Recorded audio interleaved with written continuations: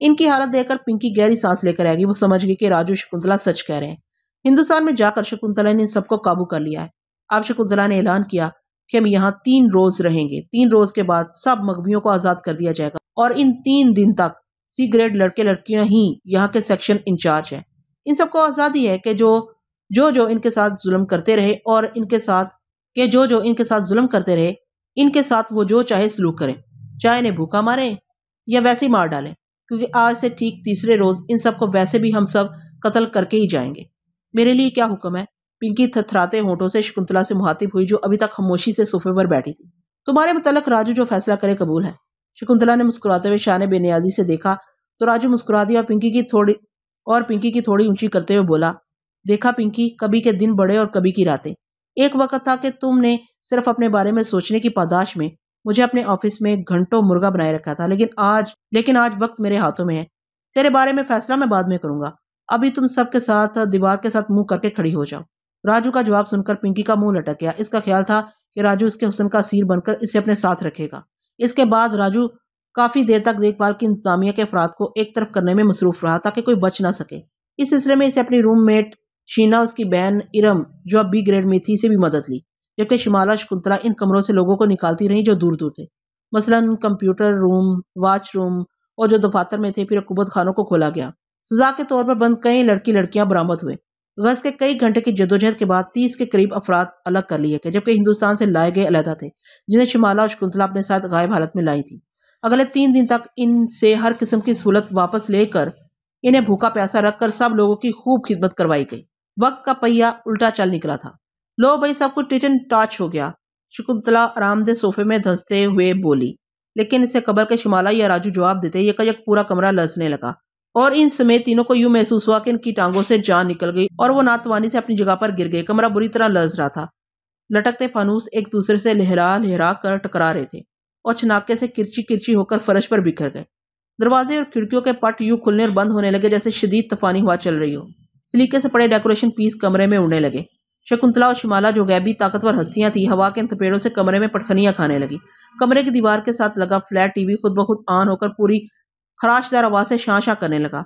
तीनों ने गैर इरादी तौर पर टीवी की तरफ देखा तो अचानक टीवी की शां शां खत्म हो गई। उस पर आड़ी तिरछी लकीरों के अंदर नागा सागा की शुबिया उभरने लगी। फिर इसकी आवाज गूंजने लगी, तुमने नागा सागा से 3 दिन की मोहलत ली थी शकुंतला, और मोहलत आज खत्म हो रही है। कल का सूरज तुलू होने से पहले पहले तुम्हें सेहर और इसरार की सरजमीन मिस्र पर होना चाहिए। हमें अपना वता याद है नागा सागा, तुम इस तरह नहीं करना चाहिए था। शकुंतला कोई गिरी पड़ी नहीं कि तुम इसे इस तरह डरा धमकाकर इसे अपना काम करवाओ। क्या तुम अपने इल्म से ये पता नहीं चलवा सकते कि मैंने 3 दिन में यहाँ के सारे काम खत्म कर लिए हैं? तुम यही पैगाम मुझे बावकार तरीके से भी दे सकते थे। शकुंतला पूरे गुस्से से बोल रही थी। तुम्हारी बात से मैं इत्तेफाक करता हूँ शकुंतला, लेकिन मेरी मजबूरी यह है कि मेरा तरीकाकार यही है। इसमें तब्दीली करने से कासिर हूँ। लेकिन हम सुबह से पहले वहां कैसे पहुंच सकते हैं? शिमाला की रफ्तार तिलस्मी सलमानी जूते न होने के सबब इतनी कम है कि वो इतना सफर इतनी जल्दी नहीं कर सकती। ये तुम्हारा मसला नहीं। समझो कि आज यही हो, रात को अपनी तैयारी मुकम्मल करके आराम से एक ही बिस्तर पर सो जाओ। रवानगी का वक्त तुम्हें खुद ब खुद मालूम हो जाएगा। बस मुझे तुमसे यही कहना था। नांगा सांगा की आवाज बंद हुई तो देखते ही देखते कमरे की हालत खुद ब खुद ठीक होने लगी। शिमाला, राजू, शकुंतला अपने आप को फिर हशाश बशाश महसूस करने लगे। गर्दन घुमाकर दाएं बाएं आगे पीछे देखा तो सब कुछ मामूल के मुताबिक पाया। फानूस भी अपनी जगह जूं के तूं थे। खिड़कियों दरवाजों के पट भी बंद थे। शकुंतला किसी गहरी सोच में गुम थी। शिमाला भी सोफे पर बैठी कुछ सोच रही थी। राजू बारी बारी दोनों की शक्लें देख रहा था। आज शकुंतला ने खामोशी का कुफल तोड़ा और शिमाला से मुखातिब हुई, तुम मिस्र और हराम मिस्र के बारे में क्या जानती हो? मैं तो मिस्र के बारे में सोच सोच कर ही परेशान हो रही हूँ। ये इसरारो अजायब से भरी ऐसी सरजमीन है जिसमें हैबत भी है और जलाल भी। अबुल होल, क्लोपत्रा, हुफोर, अखनातून और अखनातून ये ज़ाहरी चीजें हैं जो आम लोगों के लिए हैं, लेकिन मैं इनसे मिल भी चुकी हूँ, लेकिन बात नहीं कर सकी क्योंकि मैं इस वक्त सामरी की गुलाम थी और गायब हालत में ही होती थी। सुना है वहाँ हनूत शुदा ममियाँ भी मिलती हैं? राजू ने पूछा। वही तो लेने जा रहे हैं, खास तौर पर नांगा सांगा के लिए। शकुंतला मुस्कुराई। लेकिन मैंने अपने तिलस्मी जूते भी तो लाने हैं जो वहां से भागते वक्त वहीं रह गए थे। शिमाला रूहानसी होकर बोली। लेकिन मैंने तो अपने लिए भी वहां काम करना है। मुझे तो अभी से डर लगने लगा है, राजू डरी डरी आवाज में बोला तो शिमाला हंस पड़ी और राजू के पास आकर बैठ गई। बोली, तो तुम यहीं रह जाओ ना, तुम्हारा जाना कोई जरूरी तो नहीं। ये हमारे साथ ही जाएगा शिमाला। शकुंतला की दो टोक बात सुनकर शिमाला और राजू दोनों ने पलटकर उसकी तरफ देखा जो अपनी बात जारी रखे हुए थी। तुम्हें तो मालूम ही है कि मुझे हर वक्त साथी की जरूरत महसूस होती रहती है। आजकल राजू मेरा बॉयफ्रेंड है। शकुंतला की बात सुनकर राजू मुस्कुरा दिया और बात बदलकर बोला, मिस्र के बारे में मैंने बहुत कुछ सुना है और फिर आप दोनों के होते हुए मुझे क्या खतरा हो सकता है। वैसे भी शुमाइला और शकीला की मौत के बाद मैं इस दुनिया में अकेला रह गया हूँ। तुम्हारे साथ रहूंगा तो दिल भी बहला रहेगा और नई नई दुनियाओं की सैर भी होती रहेगी। मैं साथ ही जाऊंगा। अरे एक बात तो मुझे याद ही नहीं रही, शकुंतला अचानक चौंक कर बोली। राजू, जब से तुम्हारी दुनिया में आई हूँ इसे मैंने घूमकर तो देखा ही नहीं। आते ही वही पुराने जादुई तरज के लोगों से वास्ता पड़ गया। तुम ऐसा करो कि कार में हमें बिठाकर अपने शहर की सैर कराओ। रात को वापस आ जाएंगे। मैं भी तो देखूं कि आम लोग आजकल किस तरह घूमते फिरते और सैर करते हैं। जैसे हुक्म हुजूर। राजू ने शकुंतला के गाल छूकर कहा। तुम भी चलोगी शिमाला? शकुंतला ने पलटकर शिमाला से पूछा। नहीं शकुंतला, तुम जाओ। मैं इस दौरान अपने बाजू के आबलों को ठीक करूंगी ताकि फिर यकसुई से मिस्र जा सकूं। हाँ ये भी ठीक है। लेकिन शकुंतला, राजू बोला, तुम जरा अपना हुलिया ऐसा बना लो जैसा यहाँ की आम लड़कियों का होता है। साड़ी इतनी आम नहीं है। लो ये भी कोई बात है? तुम गुसल करके कपड़े बदलोगे तो मुझे मकामी हुलिये में ही पाओगे। चलो ये भी ठीक है। राजू बाथरूम में घुस गया। तकरीबन आधे घंटे बाद तैयार होकर निकला तो शकुंतला को देखकर मुस्कुरा उठा। शकुंतला शलवार कमीज में मलबूस थी। बालों की ढीली ढाली चोटी बना रखी थी। कमीज के चाक गहरे और गला कदरे फ्राक था। दुपट्टा शाने से ढुलक रहा था।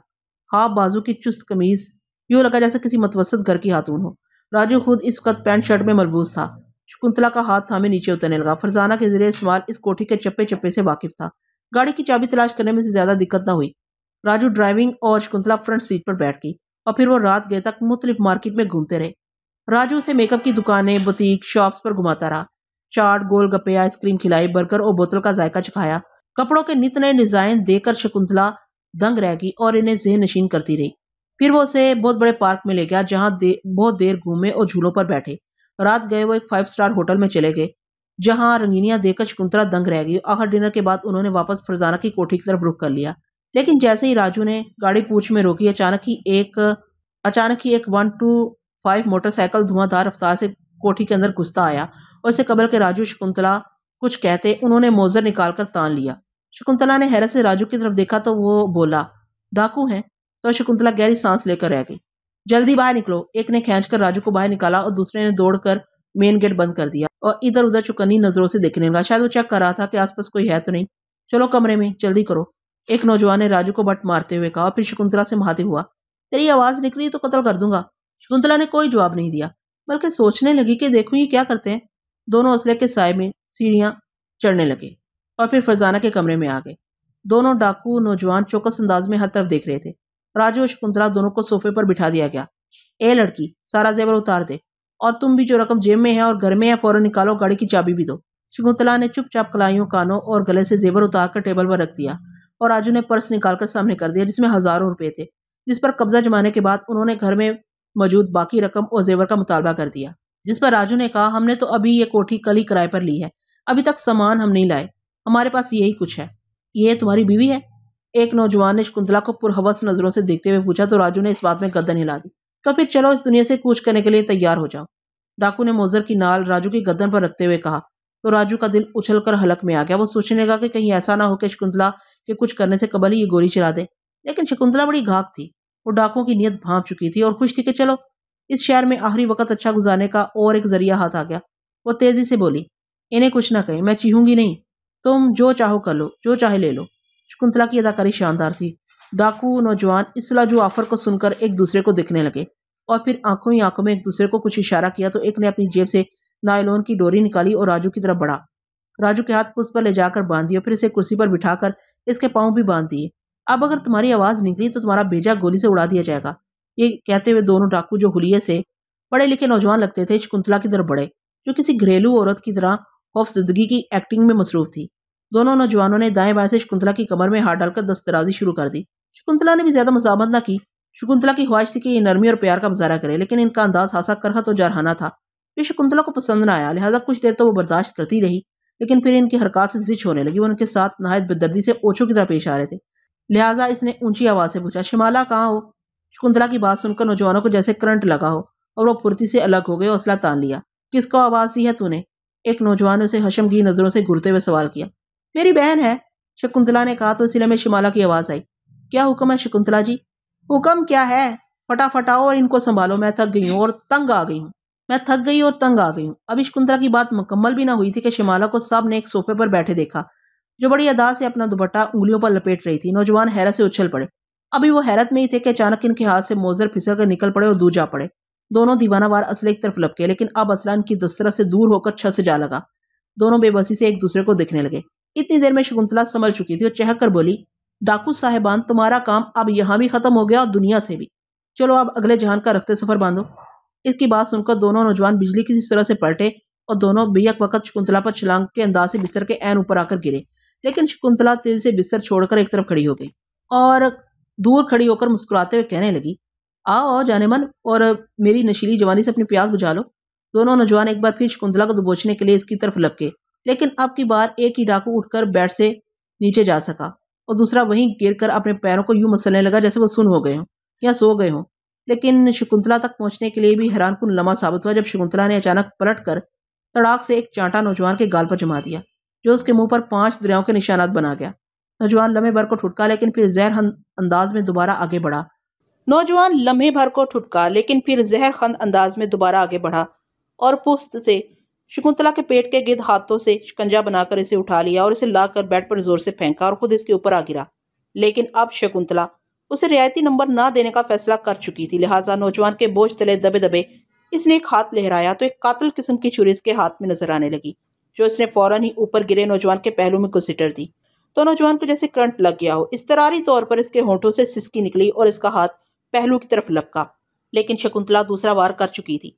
तकलीफ की शिद्दत से नौजवान डाकू चीखने लगा और तड़प कर शकुंतला के ऊपर से परे जा गिरा। तो शकुंतला घुटनों के बल बेड पर बैठकर बेदरपे छुरी चलाने लगी, जिसे बिस्तर की रेशमी चादर नौजवान के खून से तरबतर हो गई।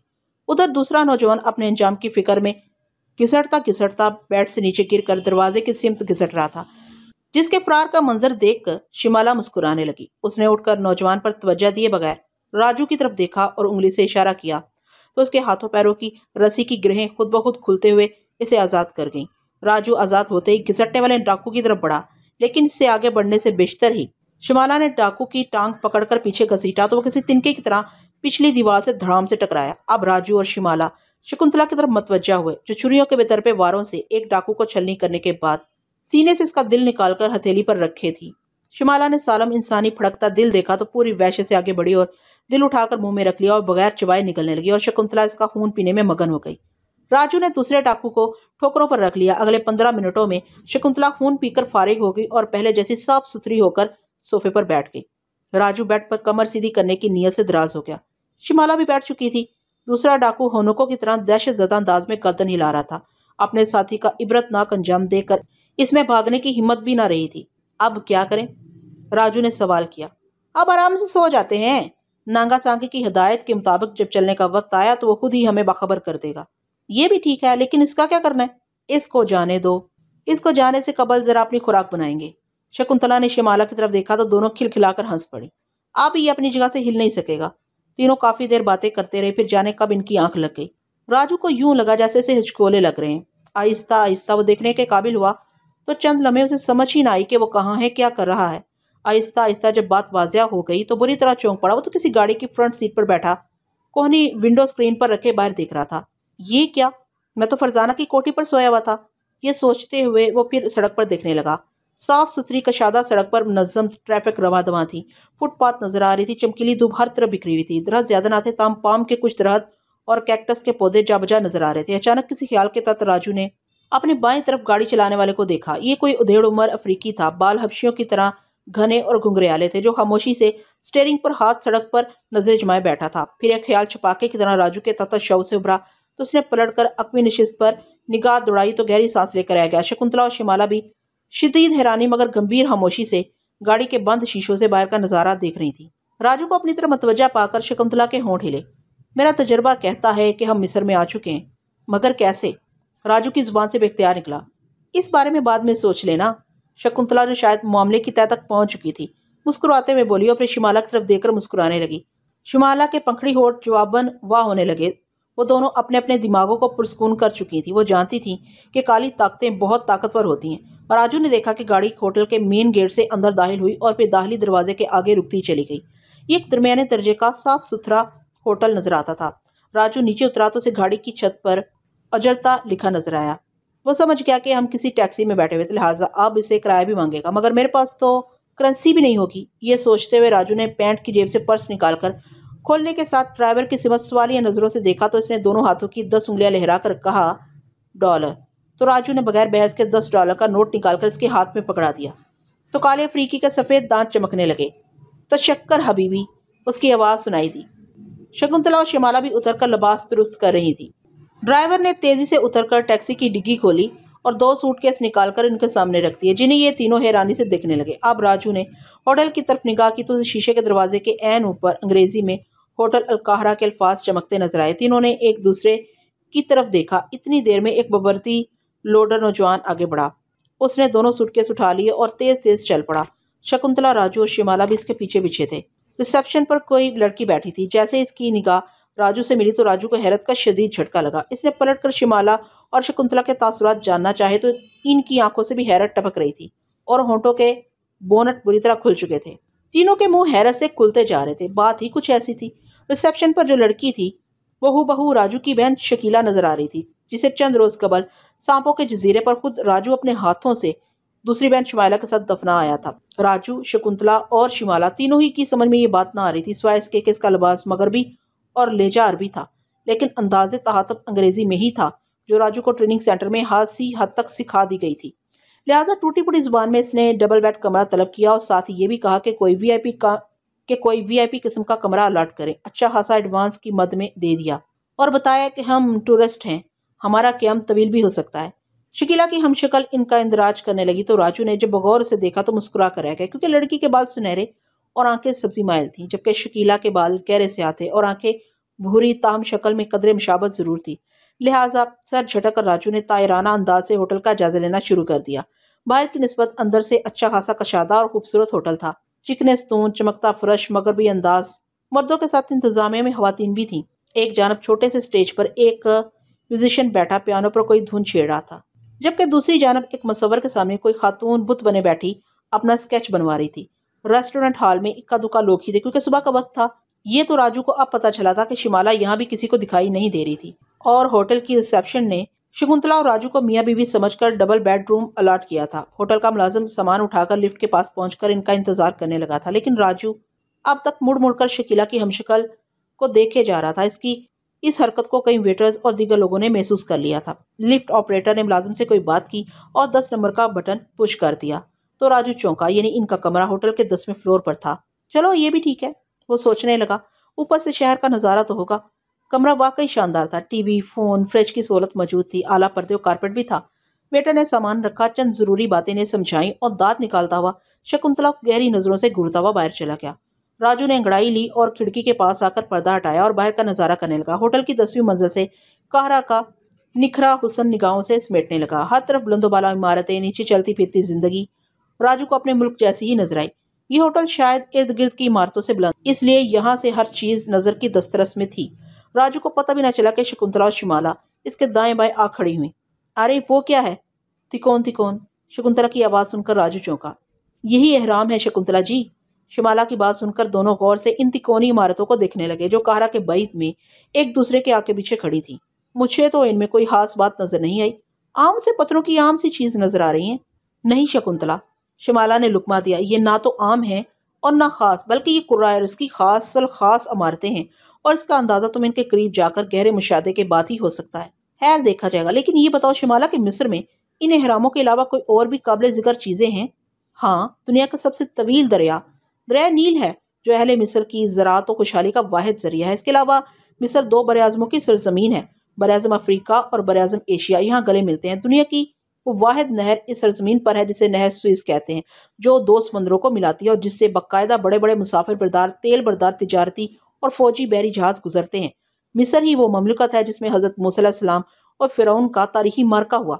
शिमाला मिस्र के बारे में मालूमात से इन्हें आगाह किए जा रही थी। चलो बातें तो होती रहेंगी, पहले पेट पूजा का सामान करते हैं, फिर आराम करेंगे और सुबह सैर करने को चलेंगे। शकुंतला ने खिड़की से वापस पलटते हुए कहा तो राजू ने वेटर तलब करने के लिए फोन रूम सर्विस पर मिलाया तो चंद ही मिनटों में एक मोतबैरा हाजिर हो गया। खाना वगैरह खाने के बाद राजू ने होटल वालों से कहकर एक ऐसी टैक्सी तलब की जिसका ड्राइवर उर्दू जानता था। इस जमाने में आम से ज्यादा मिस्री पाउंड सर्व करने पड़े, मगर रकम की इन्हें क्या परवाह थी। शकुंतला और शिमाला चुटकियों में रकम का बंदोबस्त कर सकती थी। ड्राइवर एक मिस्री था, इसका नाम हुजैफा था। शकुंतला और शिमाला के लिए जुबाबी मसला न थी, मसला था तो सिर्फ राजू ही इनके लिए सरासर मसला था, जिसे आम आदमी की तरह नींद, रकम और जुबान की सहूलत दरकार थी।